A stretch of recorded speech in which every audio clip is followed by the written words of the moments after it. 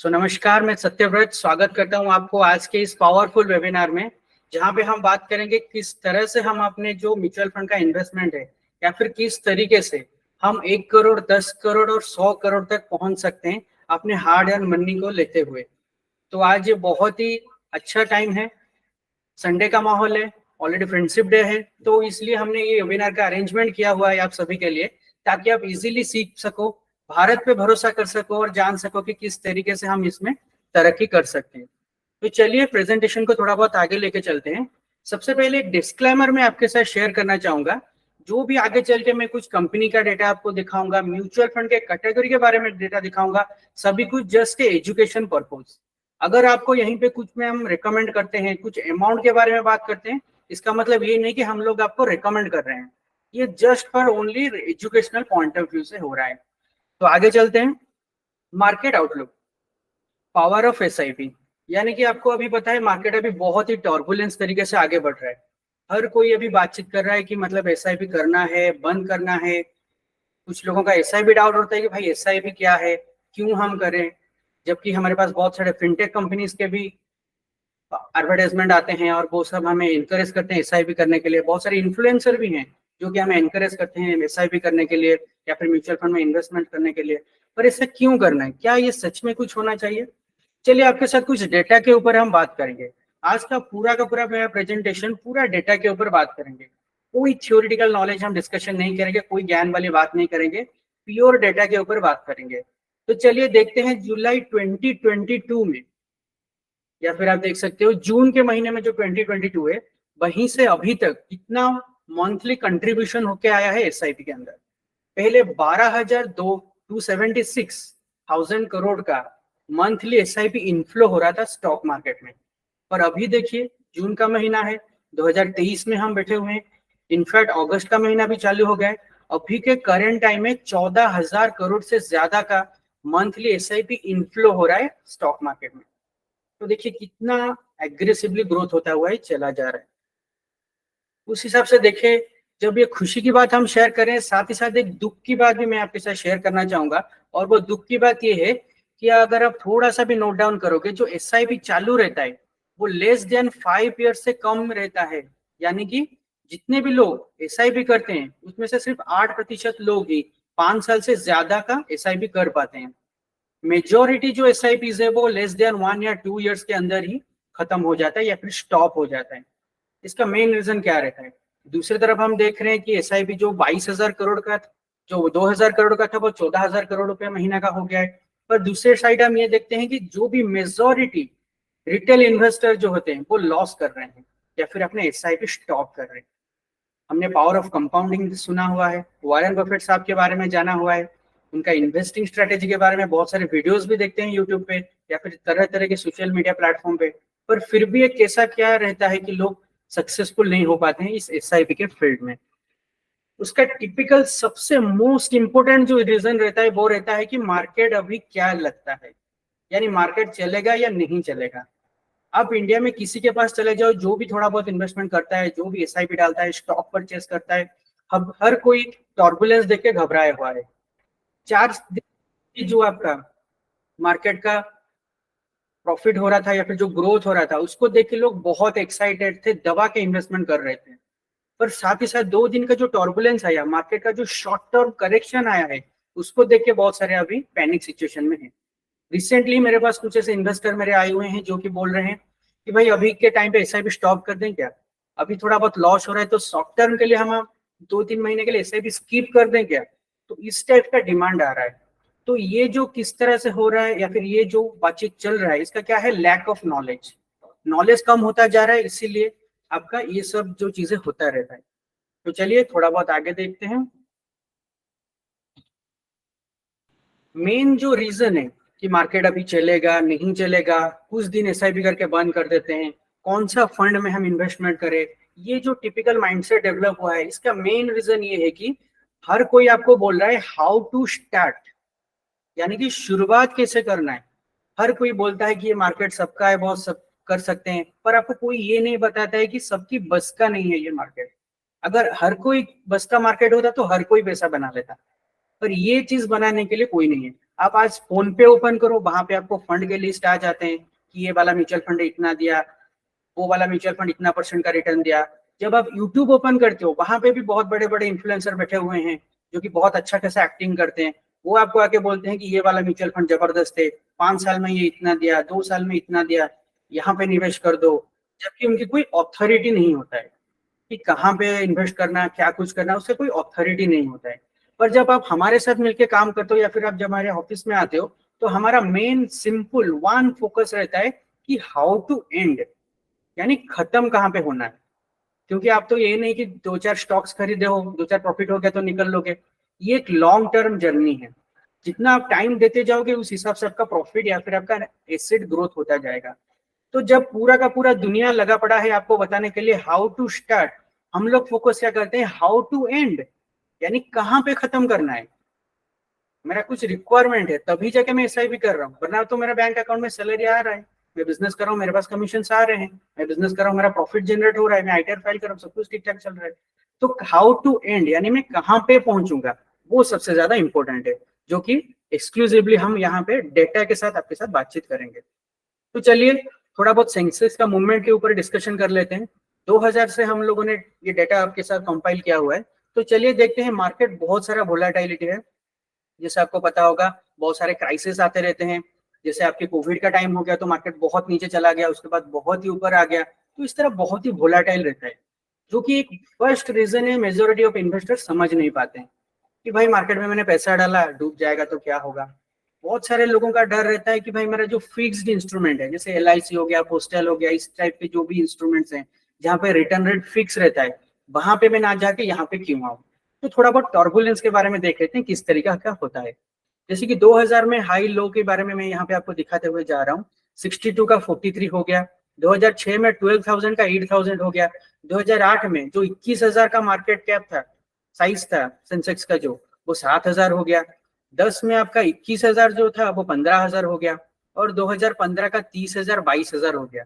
और आगे भी हमें नहीं पता है कि किस तरीके से ये ग्रोथ करता रहेगा। 2020 की आप देख लीजिए, 44,000 जो 44,000 का था वो 25,000 में आके रुक गया, और 2023 में अभी 66,000 का है। यहीं पर एक सवाल होता है, क्या ये मार्केट आगे जाएगा या यहीं पर रुक जाएगा। चलिए इसके ऊपर भी थोड़ा बहुत बात कर लेते हैं कि किस तरह से मार्केट ऊपर जाएगा या वहीं पर ही रहेगा। तो मार्केट के बारे में थोड़ा बहुत जानने से आपके साथ बात कर लेते हैं। India the land of opportunity, यानी हम जो स्टॉक मार्केट में निवेश करते हैं, चाहे वो डायरेक्ट इक्विटी के तौर पे हो या म्यूचुअल फंड के जरिए हो, हम क्या करते हैं, कंपनी, भारत देश के जो दिग्गज कंपनी है उनमें निवेश करते हैं, या फिर भारत के वो सारे के सारे कंपनी, सारे सारे सेक्टर्स में निवेश करते हैं जो कि भारत के साथ आगे बढ़ रहे हैं। अभी आपको पता है भारत 3 ट्रिलियन इकोनॉमी है, और हमारा टारगेट कुछ बहुत बड़ा है। कितना बड़ा है चलिए थोड़ा बहुत देख लेते हैं। 10 trillion economy, are you ready for it. यानी अब हम जो 3 ट्रिलियन का इकोनॉमी है वो हमको 10 ट्रिलियन का इकोनॉमी के ऊपर जाना है। तो ये बहुत ही एक्साइटिंग जर्नी होने वाला है। तो इसके पूरा रिवील करने के लिए या फिर इसकी जो ग्रोथ स्टोरी को अवेल करने के लिए क्या आप रेडी हो, तो चलिए थोड़ा बहुत देख लेते हैं। This is the most 12 reason, ध्यान से देख लेना, आपकी स्क्रीन पे मैं ये दिया हूं। This is the most important thing कि भारत जो 10 ट्रिलियन होगा वो क्यों होगा। सबसे पहला देखिए ऑटोमोबाइल्स सेक्टर, यानी कार्स आप देखिए मतलब जबरदस्त तरीके से बिक रहा है। डिजिटल इंडिया बहुत जबरदस्त तरीके से हो रहा है। Consumer spending, look at this figure, consumer spending पागलों की तरह बढ़ रहा है। आप देख रहे हो कपड़ों का सेल हो गया, कौन सी पर्टिकुलर आपकी फूड का हो गया, सारा का सारा चीज बहुत जबरदस्त तरीके से हो रहा है। मेक इन इंडिया का कंट्रीब्यूशन हो गया, एग्रीकल्चर हो गया, वुमेन एम्पावरमेंट हो गया, youth power, health care sector बहुत ही जबरदस्त तरीके से हो रहा है। सबसे एक इंपॉर्टेंट चीज आप देखोगे, गवर्नमेंट स्पेंडिंग भी बढ़ता जा रहा है। आज ही रिसेंटली संडे को ही प्राइम मिनिस्टर ने अनाउंसमेंट किया 200 से ज्यादा रेलवे स्टेशन का री इनोवेशन होगा या फिर उसको मॉडर्नाइजेशन किया जाएगा। 2000 से ज्यादा करोड़ का इन्वेस्टमेंट होने वाला है। जरा आप सोचिए, अब इंडिया के कहीं पर भी चले जाइए, कहीं ना कहीं पर थोड़ा बहुत कंस्ट्रक्शन चल रहा है। कहीं पे हाईवे चल रहा है, ओवरब्रिज चल रहा है, या फिर इंडिया के ज्यादातर जगहों पे आप देखोगे तो कंस्ट्रक्शन एक्टिविटी चलता जा रहा है। तो government spending super duper hit तरीके से आगे बढ़ रहा है, और ये सारा चीज मिलके हमको 10 ट्रिलियन इकोनॉमी की ओर ले जा रहा है। तो चलिए नेक्स्ट टॉपिक देखते हैं। तो और जो सेक्टर्स हैं, जैसे मैं आपको बात कर रहा था कि गवर्नमेंट एक्सपेंडिचर कर रहा है, खर्चा कर रहा है, हम लोग खर्चा कर रहे हैं, तो ये सब खर्चा हो कहाँ पे रहा है? ये जितने भी मैंने सेक्टर्स आपके स्क्रीन के सामने रखा है, इन्हीं सेक्टर में आपका पैसा लग रहा है। ध्यान से देखते हैं इस सबको। जैसे आपका ऑटोमेकर्स हो गया, एयरलाइंस हो गया, अभी आपको पता होगा टाटा ने भी दुनिया का सबसे बड़ा एरोप्लेन का ऑर्डर दिया है। फार्मा सेक्टर्स हो गया, होटल सेक्टर्स हो गया, सॉफ्टवेयर हो गए, सेमीकंडक्टर हो गए, टोबैको हो गए, financial service, gas and oil, electronics, कमाल के सेक्टर्स हैं। फाइनेंशियल सर्विस हो गया, बहुत कमाल के सेक्टर्स हैं। तो इसी के ऊपर ही ज्यादातर प्रॉफिट जनरेट होने वाला है, इसी के ऊपर ही ज्यादा से ज्यादा लोग अपना एसेट बनाने वाले हैं। तो ये ही है सबसे बढ़िया चीज जो कि इंडिया को 3 ट्रिलियन से लेकर 10 ट्रिलियन इकोनॉमी के तक लेकर जाएगा। तो ये जो लेकर जाएगा आपको सिस्टम क्यों होगा? क्योंकि Indian per capita income jump from 70% by 2030। तो मैं थोड़ा सा आपका क्लैरिटी के लिए बता देता हूँ, पर कैपिटा इनकम क्या होता है। जितना भी एक कंट्री इनकम करता है divided by number of people, उसी में से ही बनता है पर कैपिटा इनकम। भारत की पर कैपिटा इनकम अभी के टाइम में $2000 से ज्यादा है। यानी रोटी कपड़ा मकान के बाद जो पैसा बचता है उसके वो कहाँ पे खर्चा करते हैं? अपने लाइफस्टाइल डेवलपमेंट के ऊपर खर्चा करते हैं। तो इसी का ही मेन रीजन है जो कि आपको $4000 को 2030 में हो रहा है। तो आप सोचो किस तरीके से लोगों का इनकम आगे चल के बढ़ने वाला है, लोग खर्चा किस हिसाब से करने वाले हैं। और यहीं पर ही मोस्ट इंपोर्टेंट चीज आता है, वो है इंडिया का future and growth of India. यहीं पर ही इंडिया का ग्रोथ छुपा हुआ है। जैसे कि आपको पता है म्यूचुअल फंड में हर कोई बात करता रहता है कि कौन सा फंड अच्छा है, कौन सा म्यूचुअल फंड कितना रिटर्न दिया है, 5 साल में कितना दिया, 2 साल में कितना दिया, 3 साल में कितना दिया। तो लोग इस तरीके का प्रेडिक्शन के ऊपर भरोसा करते हैं और प्रेडिक्शन करने में लगे रहते हैं। पर जबकि जो कि एक्सपीरियंस्ड भारत के टॉप एसेट मैनेजमेंट कंपनी के एक्सपीरियंस फंड मैनेजर रहते हैं, वो लोग मार्केट कैप देखते हैं, ना कि वो फ्यूचर या फिर इंडिविजुअल कंपनी के प्रॉफिट ये सब देखते हैं।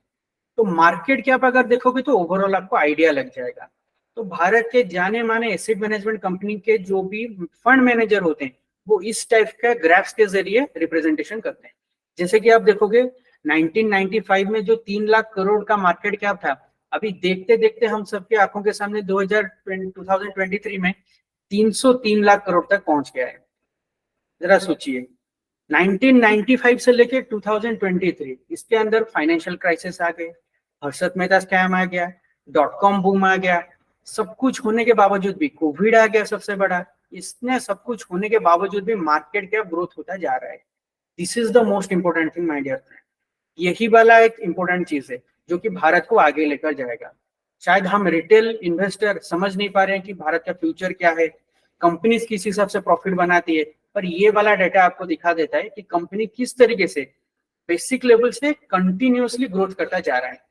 आपने देखा होगा बहुत सारे कंपनीज कोविड के टाइम पे भी अपना जितना कर्जा था सब कुछ क्लियर कर दिया, मतलब वो उतने तरीके से प्रॉफिट जनरेट कर रहे हैं, तभी जाके होता रहा। नेक्स्ट चलते हैं। जब हम सेफ वे में इन सब कंपनीज में निवेश करना चाहते हैं या फिर भारत की जो 10 ट्रिलियन की इकोनॉमी होने वाली है उसमें अपने भागीदार करना चाहते हैं, तो उसमें सबसे most affordable, easy, flexible, accessible चीज होता है म्यूचुअल फंड। जी हाँ दोस्तों, म्यूचुअल फंड में हम क्या करते हैं, एक सिस्टमेटिक तरीके से भी इन्वेस्ट कर सकते हैं, जिसको एक फिक्स अमाउंट फिक्स डेट में हर महीने आपके बैंक अकाउंट से डिडक्ट होता है और अपने आप वो इन्वेस्टमेंट हो जाता है। तो म्यूचुअल फंड जो होता है वो डिफरेंट डिफरेंट कैटेगरी के होता है। जैसे फ्लेक्सी कैप हो गया आपका, मल्टी कैप हो गया आपका, लार्ज कैप हो गया, अगर आप टैक्स बचाना चाहते हो तो ईएलएसएस हो गया, सेक्टरल हो गया, थेमेटिक हो गया आपका, फोकस्ड हो गया, वैल्यू हो गया, डिविडेंड हो गया, large cap, mid cap, small cap, ये सब क्या रहते हैं, कैटेगरी होता है। इन सब कैटेगरी के अंदर ही इन्वेस्टर जो पैसा देता है उसको निवेश किया जाता है। पर यहाँ पे ध्यान रखना है, हर कोई बोलता है कि म्यूचुअल फंड सही है, हर कोई बोलता है। धोनी साहब भी आके बोलते हैं, सचिन तेंदुलकर भी आके बोलते हैं, एड्स बड़े बड़े टीवी में आते हैं कि म्यूचुअल फंड सही है।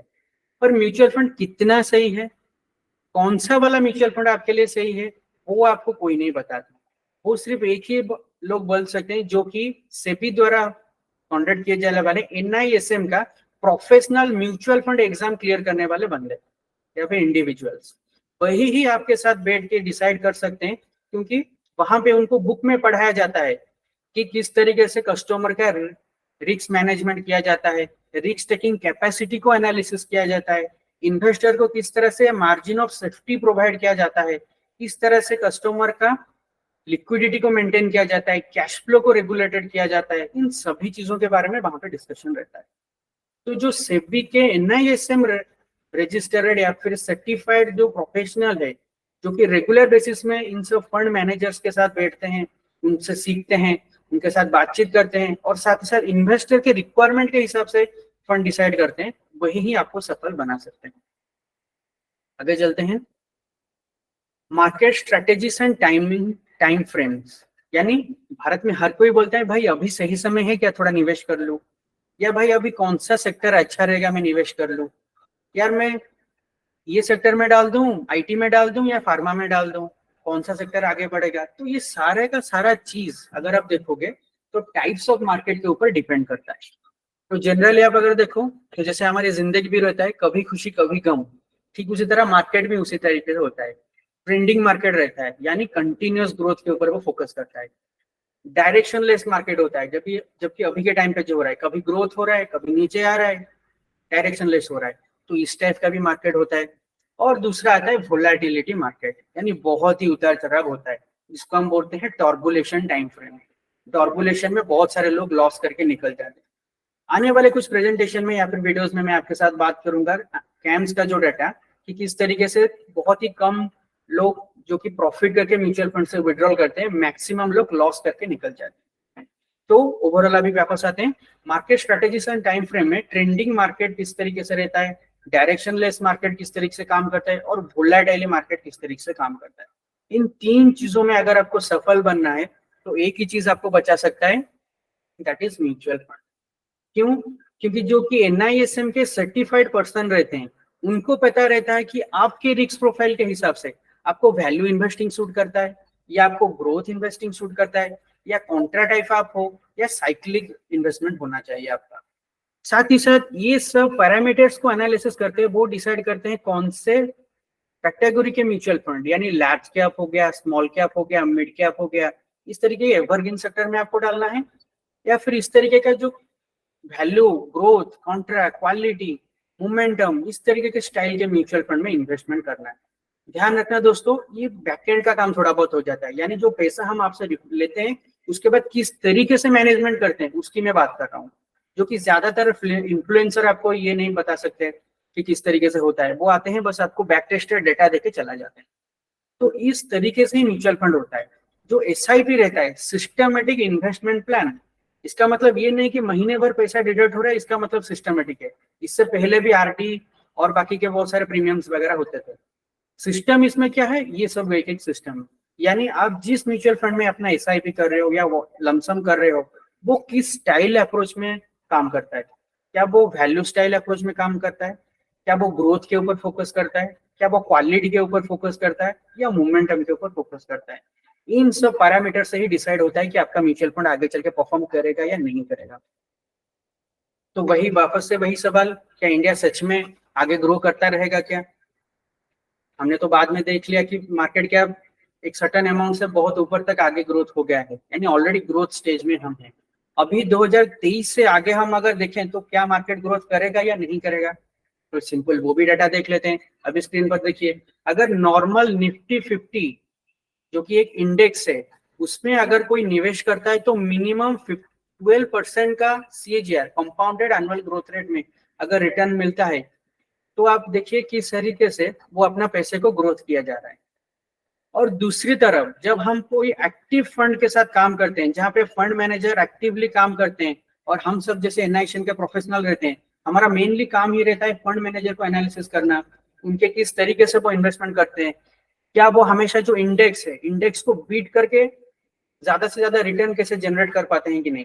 तो इस हिसाब से भी देखिए, अगर कोई फंड मैनेजर अच्छा खासा काम कर रहा है और 15% का भी सिर्फ आपको रिटर्न जनरेट करके दे रहा है, तो बहुत ही बड़ा रिटर्न आपको जनरेट हो पाता है। तो इंडेक्स क्या रहता है, पैसिव फंड रहता है, यानी वहां पे किसी का कोई दिमाग लगाना नहीं पड़ता है।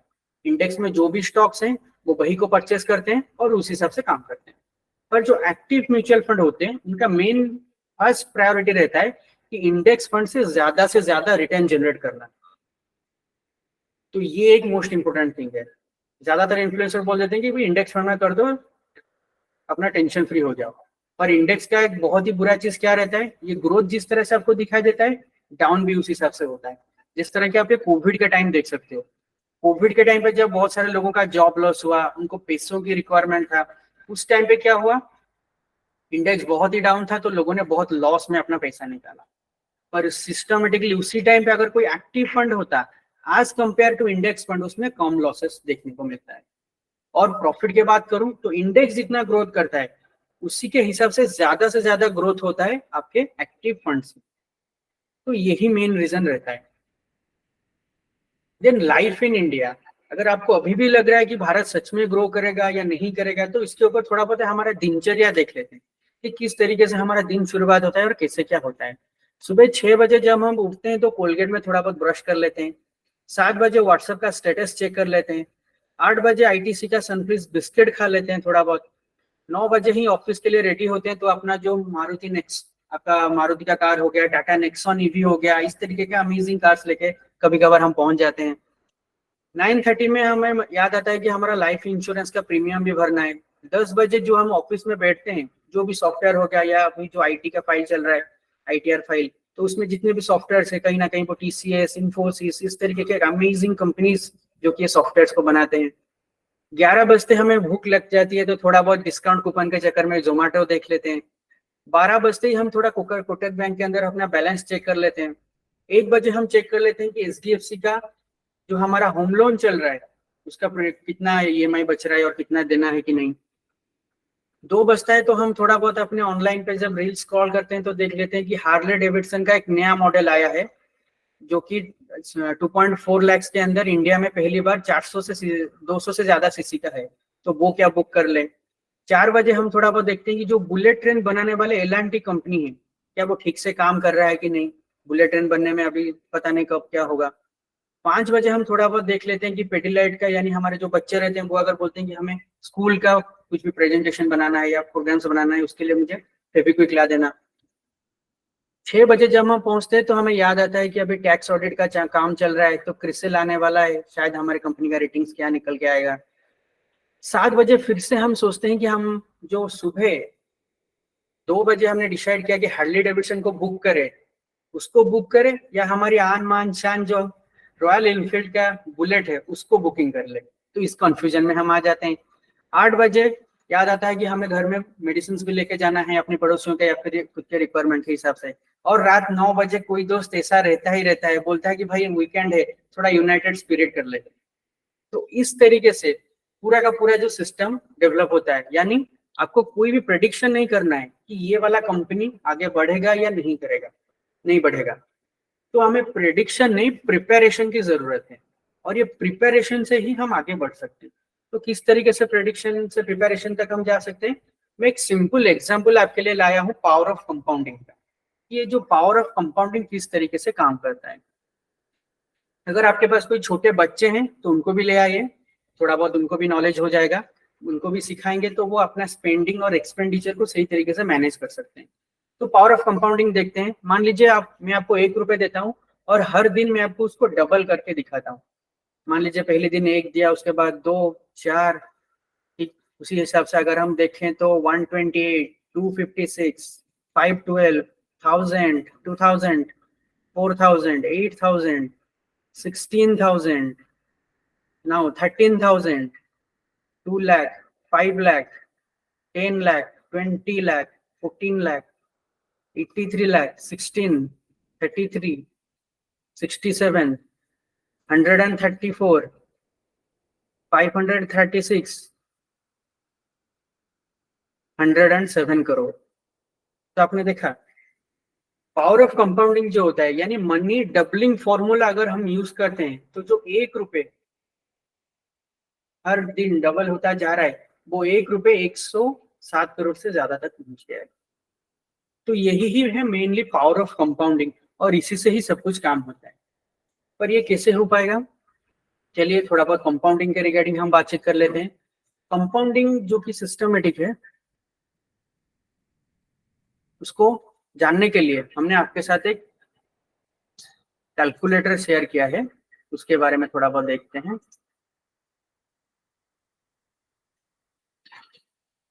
This is the calculator. Mutual fund सही है, इसको अंदर जब आप आओगे तो यहाँ पे आपको वेरियस कैलकुलेटर्स मिलेंगे। एसआईपी कैलकुलेटर को हम चलते हैं।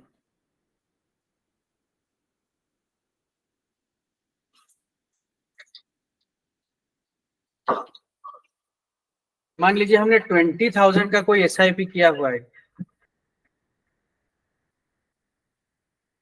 टाइम फ्रेम हमारा रिटर्न रहता है 15% का। टाइम फ्रेम रहता है 10।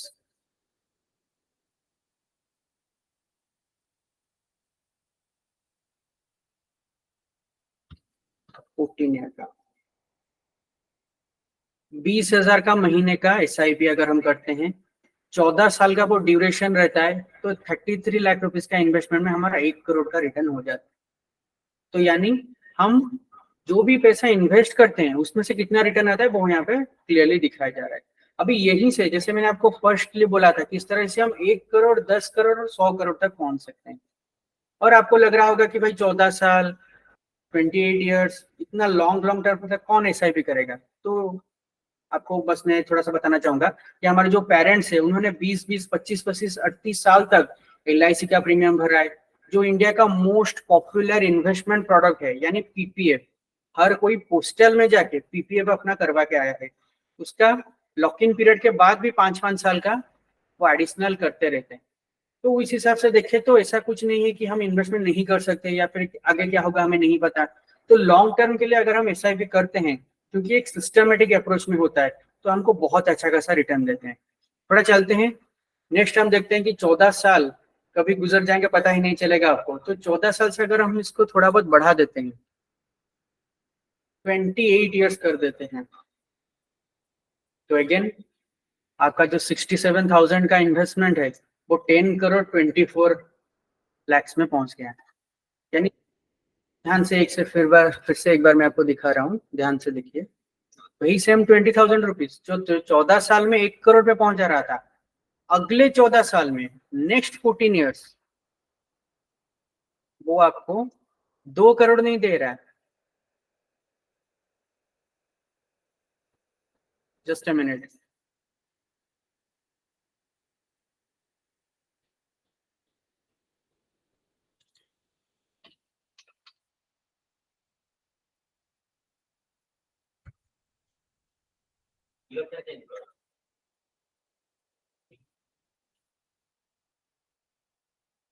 10 करोड़ आके दे दिया।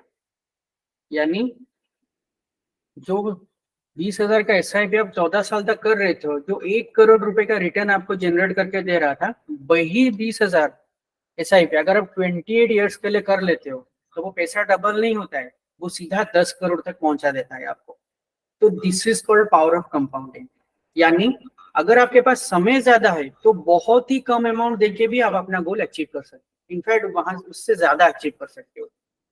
अगर आपके पास टाइम कम है तो आपको ज्यादा पैसा एलोकेट करना पड़ेगा। तो सेम चीज अगर देखें, मान लो आपके कोई छोटे बेटा बेटी हैं जो कि अभी कम एज में हैं, उनका अगर रिटायरमेंट प्लानिंग आप करने के लिए प्लान करोगे या उनको 100 करोड़ रुपए गिफ्ट में देने की कोशिश करोगे, तो चलिए वो भी हम देख लेते हैं। अगर कोई 20,000 रुपए का एसआईपी 44 ईयर्स के लिए कर लेता है, तो ध्यान से रखिए, देखिए 1 करोड़ रुपए का आपने सिर्फ इन्वेस्टमेंट किया हुआ है और रिटर्न कितना आ गया है, 112 crore. This is called the eighth wonder of the world, यानी पावर ऑफ कंपाउंडिंग। तो इसी से ही आप प्लान कर सकते हो आपका फ्यूचर। और 20,000 रुपए, 25,000 रुपए, 30,000 रुपए, 10,000 रुपए कोई बड़ी बात नहीं है। इजीली आप आपके, जिस तरह आप एलआईसी का प्रीमियम देते हो उस टाइप से आप दे सकते हो। या फिर जो लोन लेते हो, मान लो अभी आपको जमीन खरीदना है, अभी आपके पास पैसे नहीं है, तो आप क्या करते हो, रिसेंटली लोन ले लेते हो। लोन का ड्यूरेशन कितना रहता है, 20-20 साल का रहता है, 25 साल का रहता है, 30 साल का रहता है। तो लोग फ्लैट परचेस करते हैं, 30-30 साल का ईएमआई देने के लिए तैयार हो जाते हैं। इससे अच्छा है कि आप ये वाला ईएमआई ले लो, या फिर वो ईएमआई के साथ ये एक एडिशनल ईएमआई ले लो। जिस तरीके से आप अगर डिसिप्लिन अप्रोच में एक एनआईएसएम सर्टिफाइड जिनका एक्सपीरियंस है इस तरीके का फंड्स क्रिएट करने का, इन्वेस्टर के पैसे को मैनेज करने का, जो कि one type of mutual responsible लेते हैं आपके पैसों का, उनके साथ जब आप बैठ के काम करते हो तो इस टाइप का सिस्टमेटिक अप्रोच आता है। यहाँ पे बहुत सारे कैलकुलेटर्स हैं, थोड़ा बहुत इन्फ्लेशन देख लेते हैं, महंगाई कहाँ तक बढ़ जाती है, क्योंकि ज्यादातर हमारे माइंडसेट रहता है कि अगर मैं फिक्स इंस्ट्रूमेंट में रहूंगा तो हमेशा मुझे एक सेफ्टी मिलेगा, पर आपको सेफ्टी नहीं, मार्जिन ऑफ सेफ्टी चाहिए। तो उससे हम किस तरीके से कर सकते हैं, मान लीजिए मैं कंसिडर कर रहा हूँ कि आपका मंथली जो एक्सपेंस है वो 30,000 के अराउंड है, इन्फ्लेशन 7% का अभी के अभी चल रहा है, लेट्स से मैं इसको 5% भी कर देता हूँ। लेट्स से आप अभी यंग एज में हो, तो जब आप रिटायरमेंट करोगे उस टाइम पे कितना रहता है, यानी जो 30,000 का एक्सपेंस हो रहा है वो आपको हर महीने जो 30,000 का हो रहा है वो आपका फ्यूचर आपको 3,44,000 का खर्चा आएगा, यानी महीने आप जितना खर्चा करते हो वो उस टाइम पे महीने का 3.44 लाख खर्चा है। ये क्यों हो रहा है, क्योंकि पैसे का इंट्रिंसिक वैल्यू यानी पैसे का जो वैल्यू है वो धीरे धीरे कम होता जा रहा है। जैसे पहले के टाइम पे हम तो 1 लाख रुपए में जितने सामान खरीद पाते थे, अभी के टाइम पे वो 1 लाख रुपए में उतना सामान नहीं मिल रहा है। जैसे आप नॉर्मली एक स्कूटी ले लीजिए, पहले के टाइम पर 80,000 70,000 में एक स्कूटी हो जाता है, अभी मिनिमम 1 लाख या फिर 1,20,000 1,50,000 इस टाइप का प्राइस है। तो क्या हो रहा है, पैसे का वैल्यू डिक्रीज हो रहा है, जिसके कारण हमें ज्यादा से ज्यादा पैसा रिक्वायरमेंट बढ़ता जा रहा है। तो इस टाइप का है। Then back to presentation.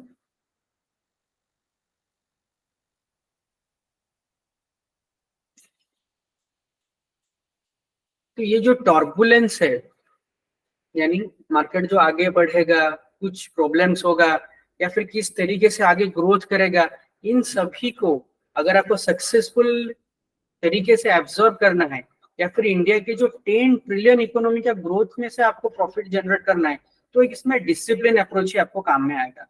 Random approach trading की तरह कौन सा म्यूचुअल फंड पैसा डाल दूं, कितने दिन रख के निकाल दूं, ये सब अप्रोच में नहीं होता, एक डिसिप्लिन अप्रोच में इन्वेस्टमेंट करना ही होता है। तो प्रेडिक्शन नहीं, हमें सिर्फ प्रिपरेशन की जरूरत है। जब हम सोच लेते हैं कि हमें कोई घर बनाना है, अच्छा खासा बिल्डर को ऑनबोर्ड कर देते हैं, बिल्डर घर बनाने के बाद हमें इंटीरियर की जरूरत पड़ती है। जितना अच्छा इंटीरियर रहेगा आपके घर के मतलब रौनक उतना अच्छा रहता है। ठीक उसी तरह जब आपकी 25 साल का इन्वेस्टमेंट रहता है, तो 25 साल के इन्वेस्टमेंट में आपको उसी तरीके का एक पर्सन चाहिए जो कि म्यूचुअल रिस्पॉन्सिबिलिटी तरीके से आपके पोर्टफोलियो को डिजाइन कर सके और आपको निवेश करने में मदद कर सके। और एक चीज आपको याद रखना है, ज्यादातर आजकल यंगस्टर्स फिनटेक कंपनी की ओर बढ़ते हैं। क्यों वो फिनटेक कंपनी के ऊपर बढ़ते हैं, क्योंकि वहां पे इजी ऑफ ट्रांजैक्शन रहता है, यानी आप जो ट्रांजैक्शन करते हो बहुत ही इजी तरीके से आपको कुछ ही क्लिक के अंदर हो जाता है। पर आपको ध्यान रखना है कि आपको बस म्यूचुअल फंड में एंट्री होना है या म्यूचुअल फंड में आपको सक्सेसफुल होना है। ध्यान रखना है, ये दो चीजें इंपॉर्टेंट है। क्या मुझे म्यूचुअल फंड में एंट्री होना है या मुझे म्यूचुअल फंड में सक्सेसफुल होना है। अगर सक्सेसफुल होना है तो आपको डिजिटल प्लेटफॉर्म के साथ साथ सर्टिफाइड NISM के सर्टिफाइड म्यूचुअल फंड डिस्ट्रीब्यूटर्स की जरूरत है। और बहुत सारे ऐसे अफवाह फैले हुए हैं, बहुत सारे लोग मार्केटिंग करते हैं कि म्यूचुअल फंड डिस्ट्रीब्यूटर आपका कमीशन खा जाएगा, बहुत सारा ले जाएगा, 1% ग्रोथ ले जाएगा। तो ऐसा कोई टेक्निकली अप्रोच नहीं है। आप जितना भी पैसा म्यूचुअल फंड में निवेश करते हो, at the end some time of frame जो आपका नेट वैल्यू दिखता है उतना आप रिडेम्पशन करोगे तो पूरा का पूरा पैसा आ जाता है।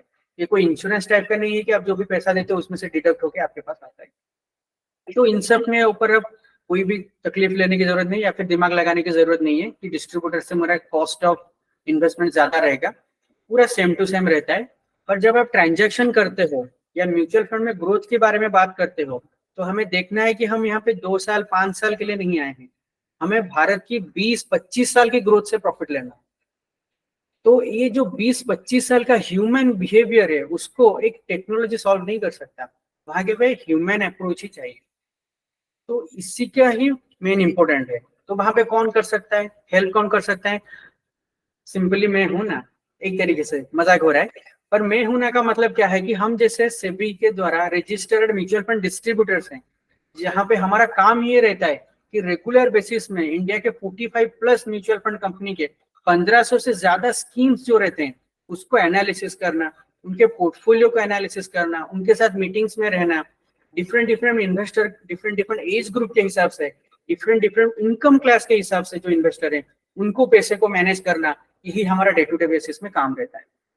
तो अगर आप चाहते हैं आपकी पैसे को, जो हार्ड अर्न मनी जिसके ऊपर आप टैक्स पे करते हो, वो मनी को अगर सिस्टमेटिक अप्रोच में बढ़ाना, ग्रोथ देना और उसको सही जगह पे निवेश करके, सही सेक्टर्स हो गया, सही तरीके से इन्वेस्टमेंट करके भारत के इस 10 ट्रिलियन इकोनॉमी में ग्रोथ लाने, मतलब ग्रोथ में से खुद का प्रॉफिट बनाना, तो आप हमारे साथ कांटेक्ट कर सकते हो।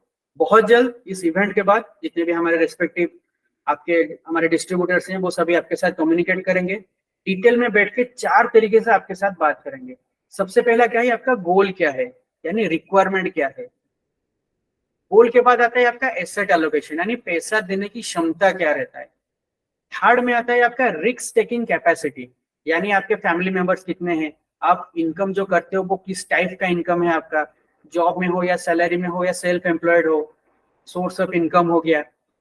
देन फोर्थ और एट द एंड आता है एएमसी, यानी म्यूचुअल फंड कंपनी। फिर से मैं रिपीट करता हूँ, गोल यानी रिक्वायरमेंट क्या है, जैसे मैंने आपको बोला शुरुआत नहीं, एंड तक हमें पहुंचाना है, आपको सक्सेसफुल तरीके से एंड तक पहुंचाना है। तो गोल क्या है, मुझे रिटायरमेंट होना है, मुझे 5 साल के बाद कार परचेस करना है, मुझे 10 साल के बाद घर बनाना है, मेरे बच्चों का एजुकेशन है, मेरा बच्चों का मैरिज है, इस टाइप के जो रिक्वायरमेंट्स है। या मुझे शॉर्ट टर्म वैकेशन, लेट से मुझे 3 साल के बाद यूरोप घूमना है, उसके लिए मैं अभी से एसआईपी चालू करूं, इस तरीके से गोल क्या है आपका। दूसरा आ जाता है आपका एसेट एलोकेशन, यानी पैसा देने की क्षमता। तीसरा आ जाता है आपका रिस्क टेकिंग कैपेसिटी, उस हिसाब से हम डिसाइड करते हैं कि कौन सा सेक्टर में आपको कितना परसेंटेज देना है, एवरग्रीन सेक्टर में जाना है या वैल्यू प्रपोज में जाना है, आपको इक्विटी के अंदर ज्यादा एक्सपोजर देना है या इक्विटी या डेब्ट का मिक्सचर आपको चाहिए। तो ये सब चीज होता है। लास्ट में आता है म्यूचुअल फंड, यानी कौन से कंपनी के कौन से स्कीम्स में इन्वेस्टमेंट करना है। तो दैट इज फॉर टुडे। तो इसी तरीके से म्यूचुअल फंड में जो सिस्टमेटिक इन्वेस्टमेंट प्लान है, तो उसका जो सिस्टम बहुत ही सिस्टमेटिक है। ऐसा नहीं कि बस रैंडमली महीने भर पैसा डिडक्ट होगा उसी को एसआईपी बोलते हैं। और ध्यान रखना, जितने भी फिनटेक कंपनी के साथ इजी ऑफ ट्रांजैक्शन के चक्कर में आप ट्रांजैक्शन करोगे, वो हमेशा बैक टेस्टिंग डाटा के ऊपर ही आपको बात करेंगे। हमेशा हर कोई बोलेगा कि 3 साल में इतना रिटर्न जनरेट हुआ है, पर कोई आपको फ्यूचर फोरकास्ट करके नहीं बता सकता। वो फ्यूचर फोरकास्ट कैसे होता है, जब आप रियल टाइम पे देखते हो फंड मैनेजर का अप्रोच। जो दिग्गज फंड मैनेजर है टॉप म्यूचुअल फंड कंपनीज के, वो उनका सोच किस तरीके से है, मार्केट के आपको किस तरीके से देखते हैं, इंडिया की जो पूरी की पूरी ग्रोथ स्टोरी को जो कि मॉनिटर करते रहते हैं, वही सही पर्सन है जो कि आपको बता सकता है। तो आपको देखना है कि हिस्ट्री को देख के अपना फ्यूचर डिसाइड करोगे या फ्यूचर की जो पॉसिबिलिटीज है वहीं को देख के आप फ्यूचर डिसाइड करोगे। और ध्यान रखना, समय के साथ हमें बदलना है। अगर समय के साथ आप नहीं बदलोगे तो समय जबरदस्ती बदलाएगा आपको और झटका बहुत लगेगा। तो जितने भी लोग जस्ट बैक टेस्टेड डाटा को देख के, यानी 3 साल में 38% रिटर्न आया है, 3 साल में 52% रिटर्न आया है, उस टाइप का रिटर्न देखे जितने भी लोग इन्वेस्टमेंट किए हुए हैं, जितने भी इन्फ्लुएंसर भी ये सब सजेस्ट कर रहे हैं, आगे चल के वो जबरदस्त लॉस का फेस करने वाले हैं। तो थैंक यू सो मच, बहुत अच्छा लगा आपसे बात करने का। आगे आगे मैं आपको इस तरीके का इवेंट्स और भी हम बनाते रहेंगे। हमारे जो भी successful NISM certified mutual fund distributors हैं, इस तरीके का आपको बहुत सारे वेबिनार्स के अंदर लाएंगे। आपको आगे हम फंड्स के बारे में थोड़ा बहुत डिस्कशन करेंगे कि कस्टमर के अप्रोच किस तरीके से होता है, ताकि आपको बहुत कुछ सीखने को मिलेगा। तो thank you so much once again. आपको अगर कुछ डाउट हो तो आप पूछ सकते हो।